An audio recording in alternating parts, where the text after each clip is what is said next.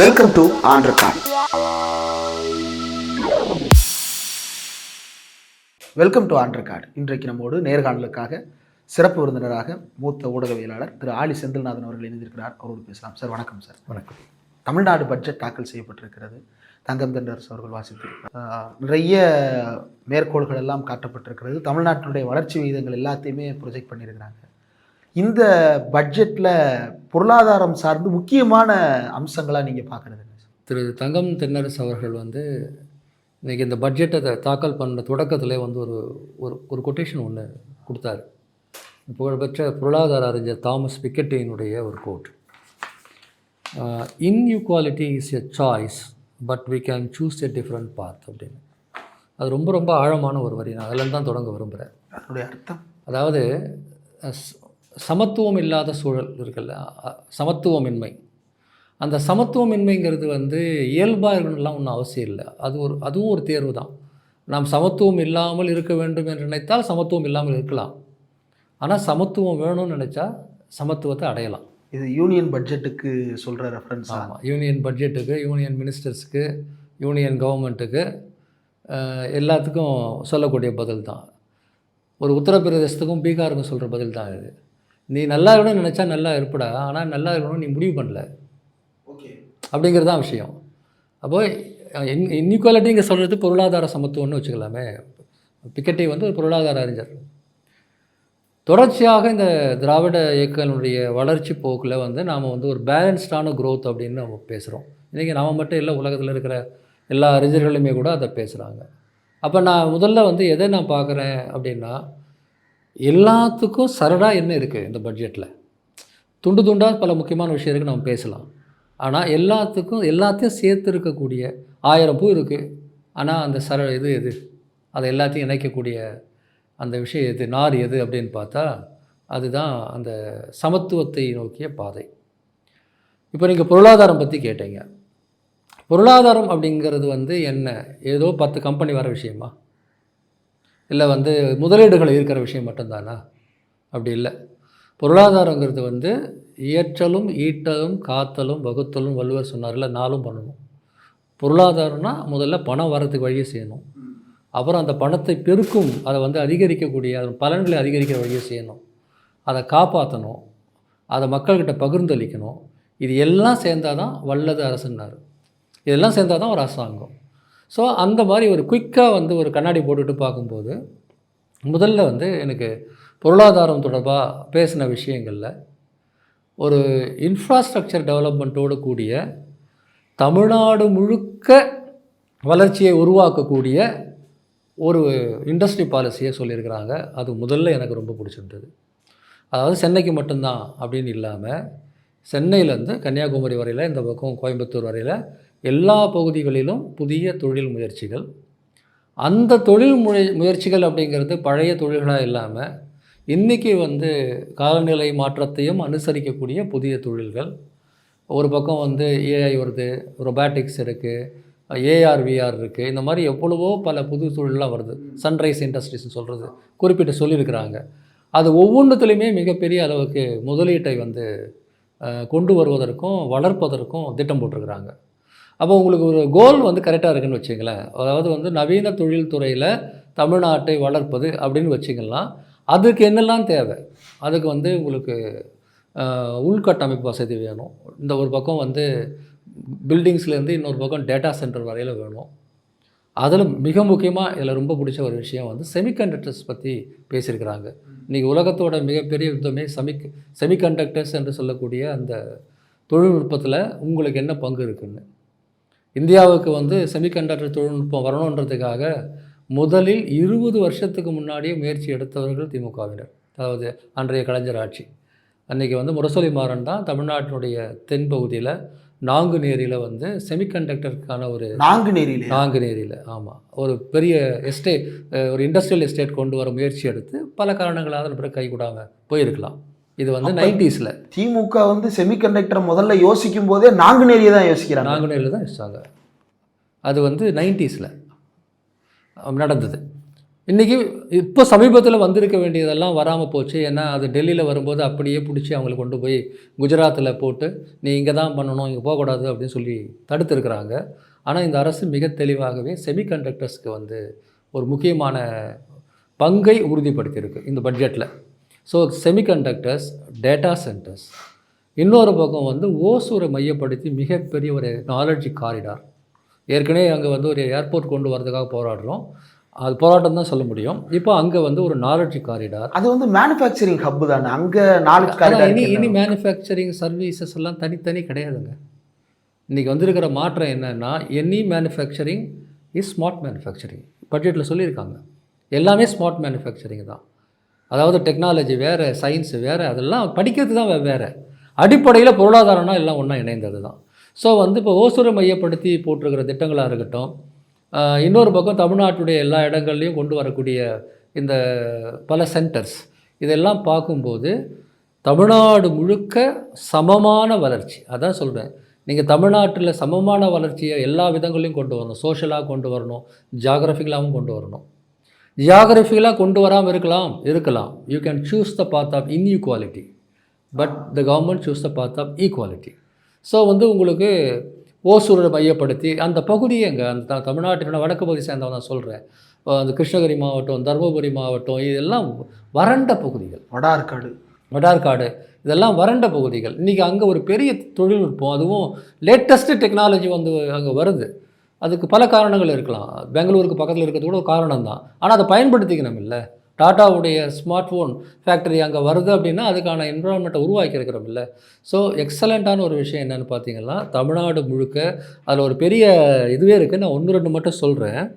பாருங்க, bio science park, centre of excellent பல இடங்களில், எக் ஃபுட், அப்புறம் வந்து எலக்ட்ரிக்கல் துறை, இன்ஜினியரிங் கூட்ஸுக்கு, ஃபுட்வேர் வித்தவுட் ஸ்கின், இதுவும் லெதர் இல்லாத ஃபுட்வேருக்கும் தான் எல்லாமே வச்சுருக்கிறாங்க. இந்த சிந்தட்டிக் ஃபுட்வேரில் இந்தியாவிலே நம்ம தான் நிற்கிறோம். அப்புறம் knowledge corridor, mini Tidel parks ஏற்கனவே அமைச்சிட்டு வராங்க, அதை எக்ஸ்டெண்ட் பண்ணுறாங்க.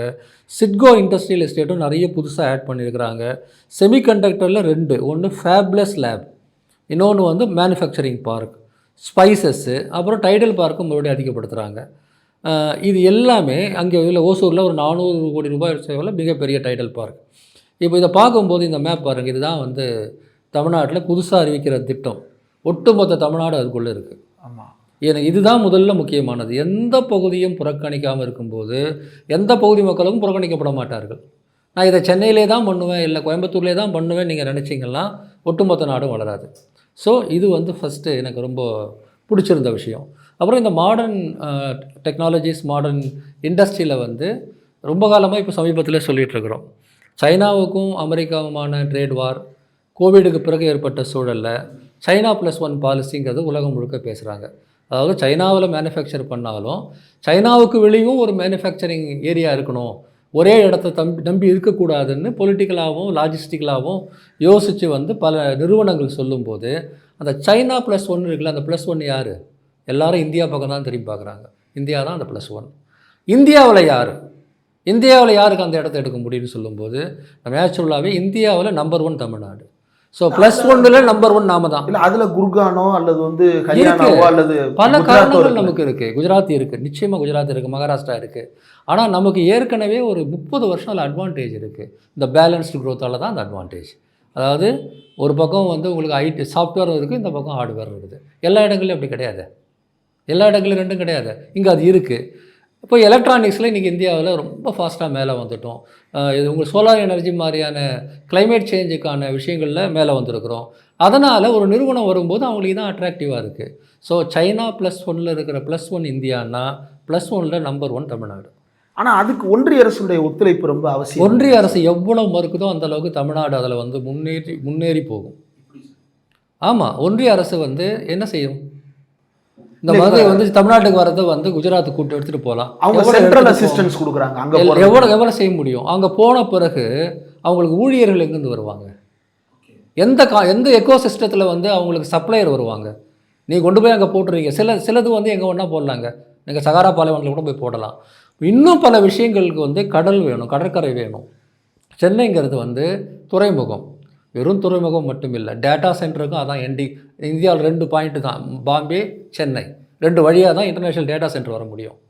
ஸோ உங்களுக்கு வந்து சென்னைங்கிறது வெறும் கப்பல் போகிற துறைமுகம் மட்டும் கிடையாது. அதுதான் வந்து கடலடி ஃபைபர் கேபிள்லாம் வந்து சேரக்கூடிய இடம். இந்தியாவில் 2 இடத்துல சென்னை ஒன்று. ஆக உங்களுக்கு ஏற்கனவே எக்கோசிஸ்டத்தை உருவாக்கியிருக்கிறோம். இந்தியாவோட மிகச்சிறந்த பல்கலைக்கழகங்கள் லிஸ்ட்டு போட்டால் முதல் 37 இடத்துல தமிழ்நாடு இருக்குன்னா வேறு எங்கே உங்களுக்கு ஆள் கிடைப்பாங்க? நீங்கள் இதை கொண்டு போய்ட்டு பீகாரில் போட முடியுமா, உத்தரப்பிரதேசில் போட முடியுமா? போட முடியாது. இப்போ ஃபின்டெக் சம்மந்தமானா நீங்கள் வந்து பாம்பேயில் வச்சுக்கலாம், அங்கே நிறைய ஆள் கிடைப்பாங்க. வழக்கமான சாஃப்ட்வேர்னால் பெங்களூரில் வச்சுக்கலாம், நிறைய ஆள் கிடைப்பாங்க. ஆனால் இந்த மேனுஃபேக்சரிங் டெக்னாலஜி இருக்குல்ல, அதில் இந்தியாவிலே நாம் தானே முன்னோடி. இந்தியாவிலே அதிகமான ஃபேக்ட்ரி தமிழ்நாட்டில் தானே இருக்குது. இந்தியாவிலே அதிகமான பெண்கள் வந்து வேலை செய்கிற மாநிலம் தமிழ்நாடு தானே. எப்படி பார்த்தாலும் மேனுஃபேக்சரிங் சர்வீசஸ் இந்த 2 துறையும் இணைந்து இன்றைக்கி ஒரே துறையாக மாறிட்டுருக்கு. அந்த smart manufacturing 4th industrial revolution சொல்லக்கூடிய 4வது தொழில் புரட்சி சம்மந்தப்பட்ட விஷயங்களில் எதெல்லாம் முக்கியமான இன்க்ரீடியன்ஸோ அதெல்லாம் நாம் ஏற்கனவே நல்லா இருக்கோம். அதுக்கு வந்து நீங்கள் இம்பார்ட்டன்ஸ் கொடுத்தா ஒரு நிறுவனம் வந்து எந்த வெளிநாட்டு நிறுவனமோ இல்லை உள்நாட்டிலே நாம் ஒரு சொந்த நிறுவனத்தை தொடங்கணுன்னாலும் அதுக்கான சூழல் வேறு எந்த ஸ்டேட்டை விடையும் தமிழ்நாட்டில் தான் இருக்குது. இதை அழகாக இந்த பட்ஜெட்டில் வந்து அவங்க கேப்சர் பண்ணியிருக்கிறாங்க. முன்னேற்ற பாதைக்கு நடுவில் எல்லா இடமும் பரவலாக்குறதும் சேர்ந்து நடக்குது. ஆமாம், அப்படி தான் பண்ணவும் வேணும், பண்ணவும் முடியும். ஆனால் சென்னை பக்கத்தில் தான் இன்னொரு புதிய நகரம் 2000 ஏக்கரில் அமைக்கப்படுறதா. அது வந்து ரொம்ப முக்கியமான விஷயம். அதாவது வந்து பெரிய நகரங்களை டீகன்ஜஸ்ட் பண்ணணும். இப்போது உங்களுக்கு மதுரையும் வளரணும், மெட்ரோ திட்டம் கொண்டு வந்திருக்கிறாங்க. கோயம்புத்தூர் வளரணும், மெட்ரோ திட்டம் கொண்டு வந்திருக்கிறாங்க. பாருங்கள், இப்போ ராமேஸ்வரம் ராமநாதபுரம் பக்கத்தில் ஒரு ஏர்போர்ட்டுக்கு பேசியிருக்கிறாங்க, சொல்லியிருக்கிறாங்க. தமிழ்நாடு முழுக்க எல்லாமே செய்கிறாங்க. ஆனால் சென்னையில் வந்து என்ன, இன்றைக்கி கிட்டத்தட்ட 1.25 கோடி பேர் இங்கே இருக்கான். அப்போது இந்த நகரம் அப்படியே வந்து இருக்க முடியாது. பல பெரிய நகரங்கள் அதே போல் பக்கத்தில் ஒரு குட்டி நகரங்களை உருவாக்குறது வளர்ச்சி போகுதான். இப்போ நீங்கள் வந்து டெல்லி பக்கத்தில் இந்த பக்கம் நொய்டாவும் அந்த பக்கம் குர்கானும் அப்படி தான் வந்து எமர்ஜ் ஆகி 3 சேர்ந்து நேஷ்னல் கேபிட்டல் ரீஜன் அப்படின்னு பேசுகிறாங்க. பாம்பே பக்கத்துலேயும் அதே போல் நகரங்கள் வந்து இருக்குது. முன்னாடி பேர்லாம் நான் மறந்துட்டேன். ஆனால் அது போல் அடுத்தடுத்த நகரங்கள் உருவாகி ஒரு பெரிய ஸ்ட்ரெச் உருவாகுது. சென்னைக்கு ரொம்ப நாள் டியூ. முன்னாடியே வந்து இங்கே ஒரு சேட்டலைட் டைம் உருவாகணும்னு 20 வருஷம் முன்னாடி பேசி அது நடக்காமல் போயிடுச்சு. இப்போ கட்டாயம் உருவாக்கணும். உருவாக்கலைன்னா சென்னையில் 2 கோடி பேர் இருப்போம். எப்படி இந்த நகரம் தாங்கும்? இன்றைக்கி இருக்கக்கூடிய டிராஃபிக் என்ன? ஆக நான் மறுபடியும் ஒரே இடத்துல போட முடியாது. மீண்டும் சென்னைக்கு பக்கத்தில் இல்லாமல் அதுதான் சொல்கிறேன். அதை தான் அவங்க சொல்லுவார். அவங்க சொல்கிறது வந்து அநேகமாக சென்னைன்னா இப்போ வந்து இந்த பக்கம் பூந்தமல்லி, ஸ்ரீபெரும்புதூர், இந்த பக்கம் செங்கல்பட்டு வரையில் சென்னை தான். இனி எதை பண்ணாலும் அதுக்கு அந்த பக்கம் போடணும், இல்லை இதை ஒட்டி போடணும். பிரச்சனை என்னன்னா மற்ற நகரங்களும் வளர்க்கணும். சென்னை சுற்றி இருக்கிற இடத்துல வந்து நீங்கள் ஆல்டர்னேட்டிவான சென்டர்ஸை உருவாக்கணும். உருவாக்கலைன்னு சொன்னால் சென்னை தான் மறுபடியும் டேமேஜ் ஆகும். இப்போ இதில் இன்னொரு முக்கியமானது, இது முக்கியமாக நான் சொல்லணும். ஏன்னா பல வருஷமாக இதை பேசிகிட்டு இருக்கிறோம். தமிழ்நாட்டுக்கு தேவையான ட்ரெயின் நெட்வொர்க்கை வந்து ஒன்றிய அரசு சார்ந்து பிரயோஜனம் கிடையாது. ட்ரெயின் இப்போ இது தொடர் வண்டி, இந்த ரயில் பாதைகள் வந்து காலங்காலமாக கெஞ்சி கூத்தாடினாலும் பெருசாக டெவலப் ஆகலை. இப்போ சென்னை மெட்ரோவே ஒன்றிய அரசும் மாநில அரசும் சேர்ந்து 50-50 இருக்கக்கூடிய நிறுவனம் தான். இப்போ இவங்க என்ன செஞ்சுருக்காங்கன்னா ஒரு செமி ஹைஸ்பீட் நெட்வொர்க்கை இந்த முறை பேசியிருக்காங்க பட்ஜெட்டில். அதை படிக்கும்போது எனக்கு அவ்வளோ சந்தோஷமாக இருந்தது. காரணம், நான் சொன்ன மாதிரி வட மாவட்டம் சேர்ந்தவன் தான் நான். எனக்கு காஞ்சிபுரம், வேலூர், அதாவது மதுரைக்கும் கோயம்புத்தூர் போகிறது எனக்கு ரொம்ப ஈஸியாக இருக்கும். ஆனால் காஞ்சிபுரம், வேலூர், திருவண்ணாமலை போகிறத விட கொடுமையானது வேறு எதுவும் எனக்கு கிடையாது. ஏன்னா அங்கே ஹைஸ்பீடு பஸ்ஸும் கிடையாது, அதுக்கான ரோடும் கிடையாது, அதுக்கான நெட்வொர்க்கும் கிடையாது. இங்கேருந்து ஆனால் வந்து அழகாக மதுரைக்கு போயிடலாம். ஸோ இப்போ என்ன செஞ்சுருக்காங்கன்னா தமிழ்நாட்டில் ஒரு 3 இடங்களில் செமி ஹைஸ்பீட், அதாவது 160 km/h வேகத்தில் இயங்கக்கூடிய ட்ரெயின்ஸுக்கான பாதையை தமிழ்நாடு அரசையே முன் வந்து இப்போ செயல்படுத்த போகுது. இதை நாங்கள் பல வருஷத்துக்கு முன்னாடி எங்கள் அமைப்பில் நாங்கள் தன்னாட்சி தமிழகம் அப்படின்ற செயல்பாடுகள்லாம் செய்த போது தமிழ்நாட்டுக்குன்னு ரயில்வே வேணும், தமிழக ரயில்வேன்னு நாங்கள் கேம்பெயினே பண்ணோம். அவன் பணம் கொடுக்கலாம் பரவாயில்ல, அவன் ஆளே வேணாம், அவன் பண்ணுறத அவன் பண்ணிக்கிட்டோம். ஒரு நியோ சபர்பன் நெட்வொர்க்கு, சபர்பன் கிடையாது, தமிழ்நாட்டுக்கே ஒரு ஆல்டர்னேட்டிவ் மாடர்ன் ஹைஸ்பீட் ட்ரெயின், 2த்துக்கும் வித்தியாசம் இருக்குது. இப்போ வழக்கமான நெட்வொர்க்குங்கிறது நார்மல் நெட்வொர்க். இதில் நீங்கள் என்ன முயற்சி பண்ணாலும் வந்தே பாரத்துக்கு மேலாம் ஓட்ட முடியாது, புரியுதுங்களா? ஹைஸ்பீட் நெட்வொர்க் அப்படிங்கிறது புல்லட் ட்ரெயின் நெட்வொர்க்குங்கிறது அது பாதையே வேறு. இப்போ வந்து உங்களுக்கு ஐரோப்பாவில் வந்து ஈரோ ரயில் அப்படின்னு ஒரு நெட்வொர்க் இருக்குது. சைனாவில் வந்து ஹைஸ்பீட் ட்ரெயின் தான் உலக பிரசித்தம். அவ்வளோ ஹைஸ்பீட் ட்ரெயின் இருக்குது. 250-300 km வேகத்தில் போகும். இப்போ இந்திய அரசாங்கம் அதை முயற்சி பண்ணுறாங்க. இப்போ வந்து பாம்பே டு டெல்லியா, பாம்பே டு அகமதாபாத்தை ஒரு புல்லட் ட்ரெயின்லாம் போட்டாங்க. என்ன பண்ணாலும் அங்கெல்லாம் போட்டு அப்புறம் அடுத்த நூற்றாண்டில் ஒரு வேலை தமிழ்நாட்டுக்கு அவங்க வரலாம். அதுவெல்லாம் வெயிட் பண்ண முடியாதுல்ல. அதனால் நாம் செய்யணும்னு நம்ம பேசிகிட்டு இருந்தோம். இப்போ இதில் அந்த மாதிரியான ஒரு high speed network full high speed பண்ணலை, அவங்க வந்து செமி ஹை ஸ்பீட் தான், அதை 150-160 கிலோமீட்டர் தான். இதனுடைய பயன் என்ன? பயன் என்னென்னா, நீங்கள் சொன்னீங்கல்ல நகரம் வந்து இங்கேயே வளர்ந்துக்கிட்டு இருந்தால் என்ன ஆகுதுன்னு. இது நடந்ததுன்னா நகரம் இங்கே வளராது. இங்கேருந்து வேலூருக்கு நீங்கள் 1 மணி நேரம் 1.25 மணி நேரத்தில் போக முடியும்னா, நீங்கள் ஏன் வேலூரில் இருக்கிறவங்க காஞ்சிபுரத்தில் இருக்கிறவங்க இங்கே வந்து வீடு வாங்குறான்? இல்லை நீங்கள் வெளியூர்லேருந்து வரீங்க, உங்களுக்கு வந்து தங்கறதுக்கு சென்னை காஸ்ட்லியாக இருக்குன்னா நீங்கள் அந்த பக்கம் ராணிப்பேட்டில் தங்கிட்டு வந்துட்டு போகலாம். இல்லை 1 மணி நேரம் தானே, 160 கிலோமீட்டர்ஸ் பெர் ஹவர்னா உங்களுக்கு வேலூருங்கிறது இங்கேருந்து 1 மணி நேரம் 1.25 மணி நேரத்தில் நீங்கள் போயிடலாம். 1.5 மணி நேரமே வச்சுக்கோங்களேன். நான் டெய்லி அண்ணா நகர்லேருந்து தரமணியில் இருக்கிற என்னுடைய ஆஃபீஸுக்கு போகிறதுக்கு காலையில் 1.25 மணி நேரம், ஈவினிங் 1.25 மணி நேரம் ஸ்பெண்ட் பண்ணுறேன் இந்த ஊரில். அப்போ நான் இந்த பக்கம் போனால் அதே போல் வந்து இவர் வந்து இங்கே திண்டிவனம் வரையில் ஒரு ஹை ஸ்பீட் நெட்வொர்க்கும், வேலூர் வரையில் ஒன்றும், அதே போல் வேறு ஒரு இதில் கோயம்புத்தூர் பக்கத்தில் அதே போல் ஒன்று பண்ணுறாங்க. இது தாங்க வளர்ச்சி. இப்போ நீங்கள் சொன்ன எல்லாத்துக்கும் இதில் பதில் இருக்குது. உங்களுக்கு இப்போ என்ன ஆகும்னா, இந்த என்டையர் ரீஜனுக்குமே வளர்ச்சி வந்து ஈவன் அவுட் ஆகிடும். So again inequality is your choice, equality is also your choice. So இதை பண்ணியிருக்கிறாங்க. இது ரொம்ப எனக்கு பிடிச்சிருந்தது. இதில் மக்கள் நலத்திட்டங்கள் அப்படின்ற பேட்டர்ன் அதுதான் இப்போ வந்து ஒரு முக்கியமான ஒரு விஷயத்தை நாமெல்லாம் பேசி ஆகணும். மக்கள் நலத்திட்டங்கள் அப்படிங்கிறது மக்களை தூக்கிவிடக்கூடிய திட்டங்கள்னு பார்த்தீங்கன்னா, ஏற்கனவே இருக்கிற எல்லா திட்டங்களையும் எக்ஸ்டெண்ட் பண்ணியிருக்கிறாங்க. குறிப்பாக தாயுமானவன் அப்படின்னு கூட ஒரு புதிய திட்டத்தை, தாயுமானவர் அப்படின்னு வந்து பெற்றோர் இல்லாத குழந்தைகளுடைய முழு வளர்ச்சிக்கு பொறுப்பெடுத்துக்கூடிய புதிய திட்டமும் அனௌன்ஸ் பண்ணியிருக்கிறாங்க. அப்புறம் வந்து ஏற்கனவே சக்ஸஸ்ஃபுல்லாக நடந்து இடையில் கொஞ்சம் தொய்வடைந்திருந்த சுய உதவி குழுக்கள் அதை மறுபடியும் புதுப்பிச்சிருக்கிறாங்க. இப்படி மீனவர்கள், விவசாயிகள் எல்லாருக்குமான நிறைய திட்டங்கள் அனௌன்ஸ் பண்ணப்பட்டிருக்கு. ஆனால் நான் இதில் வந்து எப்பவுமே ஒரு சின்ன வித்தியாசத்தை நான் எதிர்பார்க்குறேன். அது என்னென்னா, இதெல்லாம் கை தூக்கி விடும் திட்டம், சந்தேகமே கிடையாது. அது அரசாங்கம் செய்யணும். அது திராவிட இயக்க அரசுகளுக்கு என்றைக்குமே ஒரு பொதுவான ஒரு குணாம்சம். இதை மற்றவங்க தான் வந்து ஃப்ரீபீஸ்ன்னு கிண்டல் பண்ணுவாங்க, நாம் அதை அடிப்படையாக நினைக்கிறோம். ஆனால் இந்த திட்டங்களுக்கும் பொருளாதார வளர்ச்சிக்கு இடையில் லிங்க் இல்லாமல் போகக்கூடாது. லிங்க் இல்லாமல் போனால் ஒரு பக்கம் பணக்காரனாக ஒருத்தன் ஆகிட்டே இருப்பான், இன்னொருத்தர் நீங்கள் கவர்மெண்ட் வந்து உங்களுக்கு ஏதோ உதவி பண்ணுது, அதனால் ஜஸ்ட் சர்வைவிங் அப்படின்னு நீங்கள் இருப்பீங்க. எப்படி லிங்க் பண்ணுறது? அதுதான் இப்போ பண்ணியிருக்கிற இந்த எல்லா இடங்களிலும் தொழில்துறையை கொண்டு போகிற திட்டம். இப்போ வந்து ஒரு சின்ன சின்ன ஊர்களில் கூட நீங்கள் ஏதாவது ஒரு தொழில்துறையை கொண்டு போனீங்கன்னா, இப்போ நீங்கள் தூக்கி விடும்போது அவங்களுக்கு உள்ளூரில் நல்ல வேலைவாய்ப்பு கிடைக்கும். அது சன்ரைஸ் இண்டஸ்ட்ரியாக இருந்தால் நிறையவே சம்பளம் கிடைக்கும். இப்போது புதுமை பெண் திட்டம் மூலமாக, தமிழ் புதவன் திட்டம் மூலமாக பலனடைஞ்சு உயர்கல்வி படிக்கிறவங்க அந்தந்த பகுதிகளிலேயே நல்ல வேலைவாய்ப்புகளை பெறலாம். இல்லை, வெளியே போயும் பெறலாம், எங்கே வேணால் பெறலாம். ஆனால் நல்ல வேலைவாய்ப்பை பெறுவதற்கு அவங்கள தூக்கி விடணும். ஆனால் தூக்கி இப்படி விடக்கூடாது, தூக்கி அப்படி விடணும், மேலே விடணும். அது வந்து லிங்க் இருக்கான்னு பார்க்கணும். எப்பவுமே வந்து ஒரு ஹை லெவல் எக்கனாமிக் டெவலப்மெண்ட்டுக்கும் சோஷியல் டெவலப்மெண்ட்டுக்கும் இடையில் என்ன பேலன்ஸை நீங்கள் க்ரியேட் பண்ணுவீங்க? இது ரெண்டு பாதையில் இருக்கக்கூடாது. அது நமக்கு தெரியும், நம்ம பொதுவாக நம்ம புரிஞ்சிக்க முடியும். அது அந்த விஷயத்தில் வந்து அந்த லிங்கேஜை வந்து நான் நல்லா பார்க்குறேன். இப்போ அதுதான் நான் சொல்ல வரேன். எல்லா பகுதிக்கும் தொழில் வளர்ச்சி என்று சொல்வதே அந்த லிங்கேஜ் தாங்க. மீதியெல்லாம் என்ன பதில் ரெண்டாவது தான். இல்லை, எல்லாமே தொழில் வளர்ச்சி 2-3 இடத்துல தான் இருக்கும் நீ அப்படின்னா, அந்த ஊர்லேருந்து இங்கே வர்றதுக்கு வந்து ஒருத்தரை ட்ரெயின் பண்ணுற விஷயமா அது மாறிடும். இது அப்படி இல்லை. இப்போது சிறப்பாக வந்து அதெல்லாம் பிளான் பண்ணியிருக்காங்க. ஓகே, நாம் எதிர்பார்க்குற இந்த லிங்கேஜஸை ஒன்றிய அரசு ப்ரொவைட் பண்ணல, மாநில அரசு செய்து. இன்னொரு லிங்கேஜும் ரொம்ப காலமாக ஒன்றிய அரசு எதிர்பார்க்குறோம். அது வந்து இந்த தமிழர் தொன்மத்திற்கான ஒரு லீனியேஜ். அது தொடர்பான அறிவிப்புகளை எப்படி பார்க்குறீங்க? இது முற்றிலும் வேற ஒரு விஷயம் அப்படின்னு நம்ம நினைக்கவே இல்லை. வளர்ந்து வரக்கூடிய எந்த ஒரு சமூகத்துக்கும் அதனுடைய எதிர்காலத்தை திட்டமிடுறதுக்கு இருக்கிற ஒரே வாய்ப்பு நிகழ்காலத்தை பயன்படுத்துறது தான். ஆனால் அந்த எதிர்கால திட்டமிடுதலுக்கு கடந்த காலமும் ரொம்ப முக்கியம். இது உலகம் அறிந்த ஒரு உண்மை. அது ஒரு பெருமித வரலாற்றை மட்டும் சொல்லி நம்மளை அடைச்சிடாதா? அடைக்காது. அதாவது பெருமிதத்தை வந்து நீங்கள் எப்படி பயன்படுத்துகிறீங்கன்ற பொறுத்து தான். இப்போ அண்மையில் இரும்பினுடைய காலம், இரும்பின் தொன்மம், அதாவது வந்து இரும்பு கருவிகள் உருவாக்கப்பட்டு அதன் மூலமாக ஒரு சமூகத்தை அடையாளம் காணும்போது, நம்ம 4000 வருஷத்துக்கு முன்னாடியே தமிழ்நாட்டில் இரும்பை உருக்கி வாளோ ஏதோ கத்தியோ ஏதோ செஞ்சுருக்கிறாங்கன்ற விஷயம் இருக்குல்ல, அது வந்து என்னென்னா இந்த சமூகம் எவ்வளவு தொழில்நுட்ப சமூகமாக, நாகரிகம் அடைந்த சமூகமாக இருக்குது அப்படின்றதுக்கு ஒரு சான்று.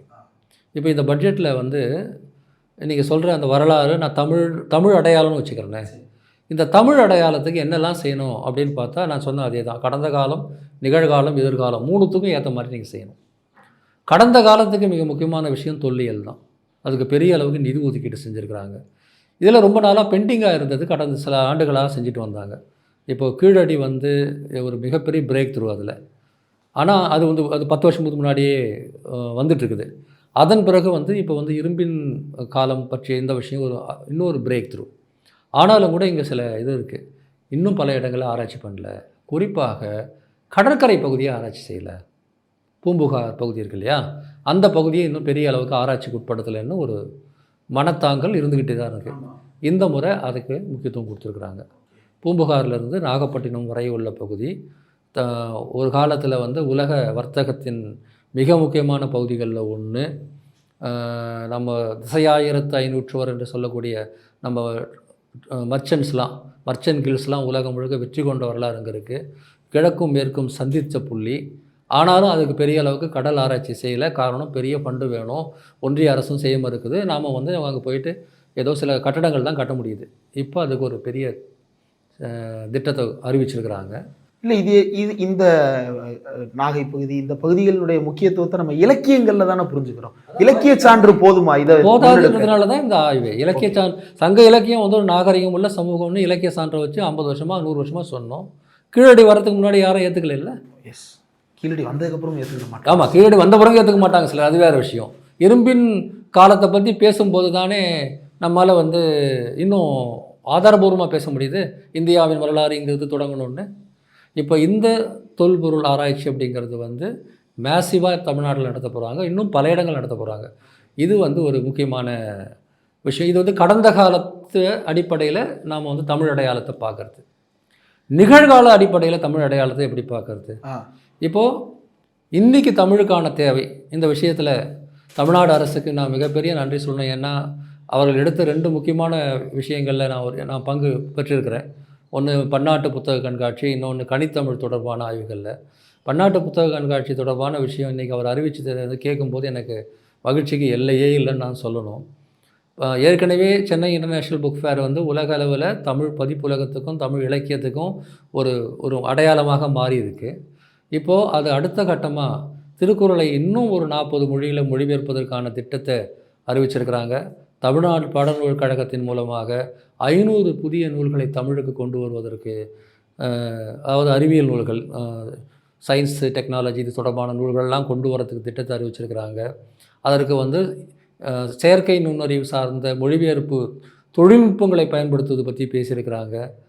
இன்னொரு பக்கம் வந்து சென்னையிலையும் தமிழ்நாட்டோட மாவட்டங்கள்லையும் மற்றும் இந்த புக் ஃபேரை வந்து இந்தியாவில் வந்து டெல்லி, பெங்களூர், மும்பை, திருவனந்தபுரம் போன்ற நகரங்களுக்கும் தமிழர்கள் அதிகமாக இருக்கக்கூடிய சிங்கப்பூர், மலேசியா, UAE போன்ற நாடுகளுக்குமே கொண்டு போகிறாங்க. இதெல்லாம் வந்து அன்பிரசிடென்ட். இந்த தொன்மை, சமகாலம், எதிர்காலத்திற்கான இந்த லீனியேஜ் இருக்குல்ல சார், இதை வந்து அமைச்சர்கள் சரியாக புரிஞ்சுருக்கிறாங்களா? உறுதியாக நான் வந்து அரசாங்கத்தில் பார்க்குறேன். முதல்வர் முத்துவேல் கருணாநிதி ஸ்டாலின்லேருந்து சாதாரண திமுக தொண்டன் வரையில் இதில் ஒரே லைனில் தான் இருக்கிறாங்க. அவங்களுக்கு வந்து இந்த 3 காலத்தையும் எப்படி நினைக்கணும்னு தெரியுது. காரணம், அது பெரியார் அண்ணா போட்ட விதை, கலைஞர் போட்ட விதை. இப்போ இது பாருங்கள், இதில் என்ன விஷயம்னா, எனக்கு தெரிஞ்சு ஒரு நாட்டினுடைய அரசாங்கமே இன்னொரு ஊரில் போய் புக் ஃபேர் நடத்தாது. ஆனால் தமிழ்நாடு வந்து சிங்கப்பூர்லேயும் மலேசியாவிலையும் துபாயிலையும் போயிட்டு அங்கே இருக்கிற தமிழர்களுக்காக ஒரு புக் ஃபேர் நடத்துறது, இல்லை நியூ டெல்லிக்கும் பெங்களூருக்கு போய் புக் ஃபேர் நடத்துறதுங்கிறதுலாம் என்ன சாதாரண சிந்தனையா? இல்லை, இன்றைக்கி புக்கு அமேசானில் வாங்கிக்கலாம். இந்த கண்காட்சிங்கிறது ஒரு பெரிய எனர்ஜியை உருவாக்கும். அதுதான் உங்களுக்கு ஒரு கூட்டத்தை உருவாக்கும். புத்தக வாசிப்பு அதிகரிக்கும். புத்தகம் வாங்கணும்னு முடிவு பண்ணால் தான் அமேசான் போவீங்க. ஆமாம், என்ன புக்குன்னு தெரிஞ்சால் தான் அமேசான் போவீங்க. ஆமாம், என்ன புக்கு இருக்குது, ஏன் படிக்கணும், எதுக்கு படிக்கணுங்கிறத சூழலை யார் உருவாக்குறது? அப்படின்னா நீங்கள் உலகம் முழுக்கவே புக் ஃபேர் இருக்கக்கூடாது. இப்போ இன்றைக்கி நடந்துட்டுருக்கு லண்டன் புக் ஃபேர், எப்படி நடக்குது? ஸோ இது நிகழ்காலம். அதில் எதிர்காலம் தான் சொல்கிறேன். எதிர்காலத்துக்கு என்ன பண்ண முடியும்? நீங்கள் வந்து உலகத்தின் சிறந்த அறிவை தமிழ் கொண்டு வந்தால் தானே எதிர்காலத்தில் படிப்பாங்க. அதுக்கு அந்த மொழிபெயர்ப்பு திட்டம் இருக்குது. அந்த மொழிபெயர்ப்பில் AI பயன்படுத்தணும்னு பேசுகிறாங்க. இது எல்லாமே நேற்று இன்று நாளை 3 காலகட்டங்கள்லேயும் தமிழ் மொழியை, அதாவது தொல்பொருள் ஆராய்ச்சியாக இருக்கலாம், அல்லது மொழிபெயர்ப்பாக இருக்கலாம், AI-ஆக இருக்கலாம், இது எல்லாமே சேர்த்து பார்க்கணும், தனி பார்க்கக்கூடாது. அப்போ தமிழை வந்து 3 காலத்துக்கும் கொண்டு போகிறது அப்படிங்கிறது வந்து ஒரு அரசாங்கத்தால் தானே முடியும். அதை மிகச்சிறப்பாக முன்னெடுத்துருக்காங்க அப்படின்னு நான் பார்க்குறேன். நீங்கள் இவ்வளோ பெரிய இப்போ லிஸ்ட்டு சொல்கிறீங்க. ஆனால் தமிழுக்கு என்ன செய்தது திமுக, தமிழை அழித்து விட்டார்கள், எங்கே பார்த்தாலும் இங்கிலீஷ் மீடியம் தான் படிக்கிறாங்க, தமிழுக்கு மதிப்பே இல்லாமல் பண்ணிட்டாங்க, தமிழ் படித்தா பிச்சை கூட கிடைக்காதுன்னு சொன்னார் பெரியார், காட்டுமிராண்டி மொழின்னு சொன்னார் பெரியார், அவருக்கு ஊர் பூரா சில திறக்கிறாங்க, அவர் பேரில் திட்டம் போடுறாங்க அப்படின்னு நிர்மலா சீதாராமன் புலம்புறாரு. இப்படி சொன்னவர்கள் யாருமே தமிழுக்கு எதுவும் செஞ்சவங்களும் கிடையாது, தமிழுக்கு செய்வதை வந்து ஆதரித்தவர்களும் கிடையாது. மாறாக தமிழை ஒழிக்கணும்னு நினைக்கக்கூடிய கும்பல் தான் இதை சொல்லுது. பெரியார் இப்படி சொன்னார், இவங்க எல்லாம் வந்து ஸ்கூலில் இங்கிலீஷ் மீடியம் படிக்கிறாங்கன்றதெல்லாம் வந்து 1000 முறை பதில் சொன்னாலும் அதுக்கு வந்து மறுபடியும் கேள்வி எழுப்பாங்க. காரணம் ப்ராக்டிக்கலாக நடக்கிற இப்போ நான் சொல்கிற இந்த மாதிரியான விஷயங்களை வேறு ஒன்றிய அரசும் செய்யலை, வேறு ஸ்டேட்டும் செய்யலை. அந்த இடங்களில் இருக்கிறவங்க நான் என்னுடைய காதுபட கேட்டிருக்கிறேன். டெல்லியிலையும் மற்ற மாநிலங்கள்லையும் சென்னை இன்டர்நேஷ்னல் புக் ஃபேர் சம்மந்தமாக பப்ளிஷர்ஸோட பேசும்போது அத்தனை பேரும் மனமாற வாயை திறந்து தமிழ்நாடு அரசை பாராட்டுறாங்க. தமிழ்நாடு அரசுக்கு வந்து தமிழ் பப்ளிஷிங் செய்கிற மாதிரி எந்த ஸ்டேட்லேயும் யாரும் பண்ணலைன்னு ஒன்றிய அரசின் உயர் பதவியில் இருக்கிறவங்க மீட்டிங்கில் பேசினாங்க. அதெல்லாம் நான் பார்த்துருக்குறேன். அதனால் வந்து இந்த மாதிரியான அற்பத்தனமான விமர்சனங்கள்லாம் பொருட்படுத்த வேண்டிய அவசியமே கிடையாது. இந்த பட்ஜெட்டை வந்து நாம் எப்படி பார்க்கலாம் அப்படின்னா, இதுதான் நான் முதல்ல சொன்னது தான். இதில் இன்னொன்று கோட் பண்ணியிருக்கிறாங்க. பேரறிஞர் அண்ணா வந்து பட்ஜெட் தாக்கல் செய்யும்போது, அதோடு சொல்லி நான் முடிச்சிடுறேன். அதாவது அண்ணா என்ன சொல்கிறாருன்னா, 68-69க்கான நிதியாண்டுக்கான பட்ஜெட்டை தாக்கல் பண்ணும்போது பேசுகிறார். இன்றைய சமுதாயத்தில் அரசு ஆற்ற வேண்டிய பங்கு பற்றிய நமது எண்ணங்களில் ஏற்பட்ட கருத்து புரட்சிக்கு இணங்க சில ஆண்டுகளாகவே வரவு செலவு திட்டம் என்பது அரசின் வரவினங்களையும் செலவினங்களையும் குறிக்கும் வெறும் விவர அறிக்கையாக இருந்த நிலை மாறிவிட்டது. இல்லையா? வெறும் ப்ராஃபிட் அண்ட் லாஸ் ஸ்டேட்மெண்ட் கிடையாது, இன்கம் எக்ஸ்பென்ஸ் ஸ்டேட்மெண்ட் கிடையாது. குடியாட்சியில் மக்களின் நம்பிக்கையை பெற்று தேர்ந்தெடுக்கப்பட்ட அரசின் குறிக்கோள்களையும் கோட்பாடுகளையும் எய்துவதற்கு ஏற்ற வலிமை வாய்ந்த ஒரு கருவியாகவே தற்கால வரவு செலவு திட்டம் அமைகிறது அப்படின்னு அண்ணா பேசினதை வந்து நிதி அமைச்சர் வந்து சுட்டி காட்டுகிறார். அதற்கு முன்னாடியே தமிழ்நாட்டினுடைய பட்ஜெட் பற்றி திட்டங்கள் பற்றி எல்லாம் அண்ணா வந்து விரிவாக பேசி எதிர்க்கட்சியில் இருக்கும்போதே அரசுக்கு ஆலோசனை கொடுத்தவர். அவர் வந்து அப்படி கொடுத்த ஒரு ஆலோசனை ஒரு புத்தகமாகவே இருக்குது. நான் தருகிறேன் 1000 கோடிக்கு திட்டம்னு. அதாவது கவர்மெண்ட்டுக்கு ஒரு திட்டம் கொடுக்குறாரு. ஒரு எதிர்க்கட்சி தலைவராக உட்காந்துக்கிட்டு நீங்கள் என்ன பண்ணணும், நான் உங்களுக்கு திட்டம் தரேன் அப்படின்னு ஒரு 60s 62 என்னவோ நாங்கள் வெளியிட்ருக்கோம். அதை இந்த மாதிரியாக வந்து அவர் வந்து இந்த மரபு இருக்குது திமுகவுக்கு. அதாவது பட்ஜெட்டுங்கிறது வெறும் வந்து எவ்வளோ வந்திருக்கு எவ்வளோ போகுதுங்கிற திட்டம் கிடையாது. அது வந்து ஒரு சமூக மாற்றத்துக்கான ப்ளூ பிரிண்ட்னு. அந்த ப்ளூ பிரிண்ட் அப்படிங்கிறது தான். இதில் இன்னும் நிறைய விஷயங்கள் நம்ம எதிர்பார்க்கலாம், அது வேறு. அது தமிழ்நாடு அரசு இன்றைக்கி இருக்கிற நிதிச்சுமையில் வந்து இதெல்லாம் எப்படி நிறைவேற்ற முடியும்னே நாம் வந்து நமக்கு குழப்பம் வருது, அது வேறு விஷயம். ஆனால் அந்த விஷன் இதெல்லாம் செய்யணுங்கிற அந்த திட்டம் முனைப்பு, அதுக்காக வந்து உழைச்சிருக்கக்கூடிய அந்த வேலை இருக்குல்ல, அது வந்து ஃபினாமினல். அது ரொம்ப மிக சிறப்பான ஒரு விஷயமா இருக்குது. இதெல்லாம் நிறைவேற்றினா தமிழ்நாட்டின் முகம் மாறி போயிடுங்க. வேறு ஒரு நம்ம வந்து ஒரு வளர்ந்த நாடாக மாறிக்கொண்டிருக்கிறோம். அந்த திசை வழியில் தான் இதெல்லாம் நடக்குது. 3ஆம் உலக நாட்டிலேருந்து முதல் உலக நாடாக நம்ம மாறிக்கொண்டிருக்கிறோங்கிற, யாவது மிக கடுமையாக நம்மை புறக்கணிக்கும் ஒன்றிய அரசினுடைய அலட்சியத்தையும் தாண்டி தமிழ்நாடு ஜம் என்று நடைபோட்டு கொண்டிருக்கிறதுங்கிறது தான் இந்த அறிக்கைக்கு பின்னாடி இருக்கிற விஷயம். இதில் ரூ எந்த அளவுக்கு கான்ட்ரிபியூட் பண்ணணும்னு நினைக்கிறீங்க சார்? நமக்கு ரூபாய் வேணும், கொடுக்க மாட்டேங்கிறீங்கன்றதுனால பெருசாக போட்டு காட்டிருக்கிறோம் ரூபா அப்படின்னு. அவ்வளோதான், அதுக்கு மேலே அது இருக்கிறோம். எனக்கு எதுவும் தெரியல. சரி, ரூபாங்கிற சிம்பிளை வந்து தமிழ்நாடு அரசு மாற்றலைங்க. பைத்தியகாரமாக எல்லாரும் பேசிகிட்டு இருக்கிறாங்க.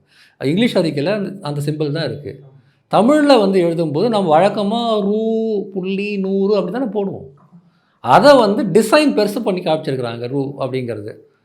இப்போ ஒரு ஸ்டாண்டர்டான ஒரு சிம்பிளை வந்து எதுவுமே மாற்றலை. அதுவும் இருக்கிறது, இதுவும் இருக்குது. இன்றைக்கி தமிழ்நாட்டில் வழக்கமாக எழுதும்போது எத்தனை பேர் அந்த ரூ போட்டு எழுதுகிறாங்க, சிம்பிளை போட்டு எழுதுவாங்க. நீங்கள் டாலர் சிம்பிள் போட்டும் எழுதலாம், வெறும் அமெரிக்க டாலர்களும் எழுதலாம், யூஎஸ்டின்னு எழுதலாம். ஆமாம் இல்லையா? அந்த மாதிரி தான் நம்ம ரூன்னு போட்டு எழுதுகிறோம். காலங்காலமாக நமக்கு அது ரூ தானே. என்ன பெரிய பிரச்சனை இருக்குது? அது ஒரு டிசைன், ரொம்ப அழகாக டிசைன் பண்ணியிருக்கிறாங்க.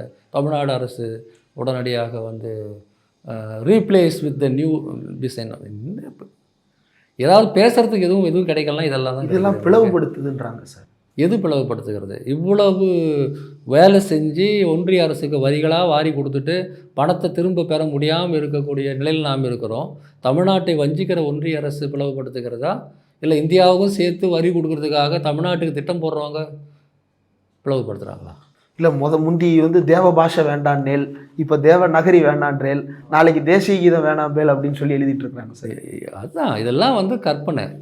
மறுபடியும் சொல்லுனேன், அவங்களுக்கு அப்படி ஒரு தேசபக்தி இருக்கக்கூடிய யாரும் இதை சொல்ல மாட்டார்கள்.